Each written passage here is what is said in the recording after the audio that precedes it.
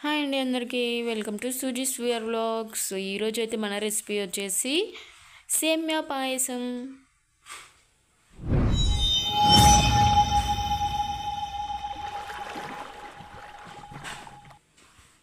So ఇక్కడ ఈ recipe మనం చేసిన తర్వాత కూడా చిక్కగా ఉండాలి అంటే నేను చెప్పిన విధంగా చేయండి. సో ఇక్కడైతే ఫస్ట్ నేను ఒక ప్యాన్ తీసుకున్నాను. ఇందులోకి ఒక 2 స్పూన్స్ వరకు నెయ్యి అనేది యాడ్ చేసుకున్నాను. మనకి నెయ్యి అనేది హీట్ అయిపోవాలి. హీట్ అయిపోయిన తర్వాత ఇందులోకి మనం కొన్ని జీడిపప్పులు వేసుకోవాలి.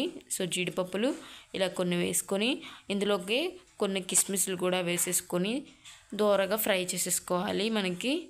సో తిప్పేసుకుంటూ మనం దోరగా ఫ్రై చేసేసుకుంటే సో బాగుంటుంది. ఇక్కడ కిస్మిస్లు కూడా నేను ఇలా వేపేసుకున్నాను. రెండు కలిపైన తీసుకోవచ్చు, మీరు విడివిడిగా అయినా వేపుకోవచ్చు. ఈ సేమియా పాయసం ఎంతసేపు అయినా కూడా మనకి చిక్కబడకుండా నీట్గా ఉంటుంది, చాలా బాగుంటుంది.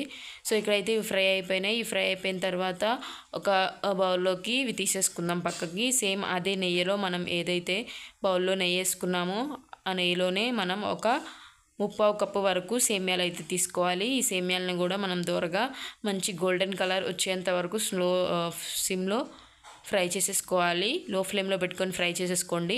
సో ఇక్కడైతే మనకి ఇలా అయితే ఫ్రై అయిపోయినాయి, సరిపోతుంది. ఇందులోకి 1 కప్పుడు వరకు పాలు అనేవి పోసుకుందాం. సో 1 కప్పుడు వరకు పాలు పోసుకొని ఇలా నీట్గా కలుపుకుంటూ 1 పొంగు వచ్చేంత వరకు వీటిని బాగా ఉడకనివ్వాలి. సో 1 పొంగు వచ్చేంత వరకు వీటిని బాగా కలుపుకొని 1 పొంగు వచ్చిన తర్వాత సేమ్ ఏదైతే కప్తో తీసుకున్నామో పాలు అదే కప్తో 1 కప్ వరకు వాటర్ కూడా ఇందులోకి పోసుకోవాలి. సో ఇలా వాటర్ కూడా పోసేసుకొని నీట్గా మనకి సేమ్యాలన్నీ ఉడికేంత వరకు దీన్ని మళ్ళీ పొంగేంత వరకు మనం ఉడికించేసుకోవాలి. సో ఇక్కడ ఇలా నీట్గా కలుపుకుంటూ ఉండాలి. సేమియా పాయసం అనేది ఇలా చేసుకుంటే చాలా బాగుంటుంది. మీరు కూడా ఈ రెసిపీ అనేది ట్రై చేయండి. సో తర్వాత మనం ఇది కూడా కాగిన తర్వాత ఇందులోకి 1 కప్పుడు వరకు షుగర్ అనేది తీసేసుకుందాం.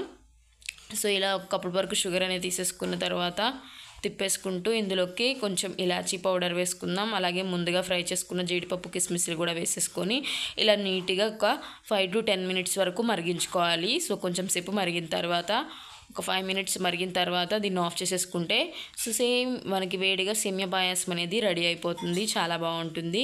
మీరు కూడా ఈ రెసిపీ అనేది ట్రై చేయండి అండ్ సబ్స్క్రైబ్ చేసుకోండి సుజీస్ వియర్ వ్లాగ్స్కి. సో ఫైనల్గా మనకైతే సేమియా పాయసం రెడీ అయిపోయింది.